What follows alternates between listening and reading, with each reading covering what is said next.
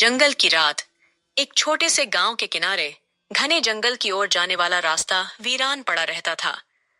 लोग कहते थे कि सूरज ढलने के बाद उस जंगल में किसी अदृश्य शक्ति का वास होता है।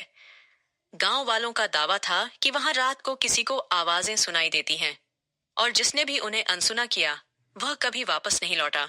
कहानी की शुरुआत होती है राहुल से, जो एक युवा फोटोग्राफर था। उसने सुना था कि उस जंगल के अंदर एक प्राचीन मंदिर है जिसे सदियों से किसी ने नहीं देखा। उसकी जिज्ञासा ने उसे उस जंगल में जाने पर मजबूर कर दिया। गांव के बुजुर्गों ने उसे रोका, पर उसने किसी की बात पर ध्यान नहीं दिया। शाम के समय राहुल ने अपना कैमरा, टॉर्च और एक नक्शा लेकर जंगल की ओर कदम बढ़ा दिए। जैसे जैसे वह जंगल के अंदर बढ़ता गया, पेड़ों की घनी छाया और अजीब सी खामोशी ने माहौल को और डरावना बना दिया। थोड़ी दूर चलते ही उसे लगा कि कोई उसके पीछे चल रहा है। जब उसने मुड़कर देखा तो वहां कोई नहीं था। राहुल ने इसे अपनी कल्पना मानकर नजरअंदाज कर दिया और आगे बढ़ा। लेकिन कुछ समय बाद उसे किसी के हंसने की धीमी आवाज सुनाई। नकी ये से ई याद सुनाई दी। उसकी टॉर्च की रोशनी अचानक बंद हो गई। जब उसने टॉर्च को ठीक करने की कोशिश की तो उसे महसूस हुआ कि आसपास का माहौल और ठंडा हो गया है।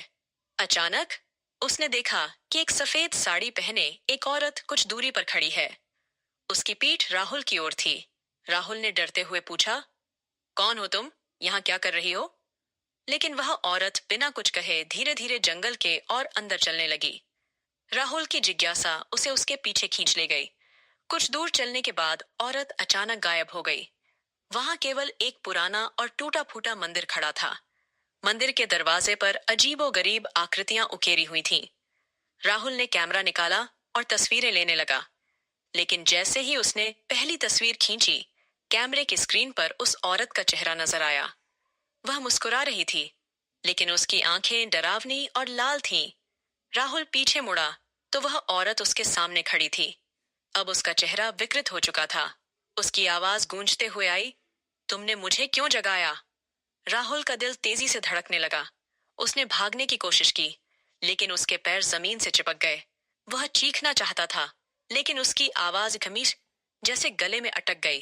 कुछ क्षण बाद राहुल को अजीब सी आवाजें सुनाई देने लगी।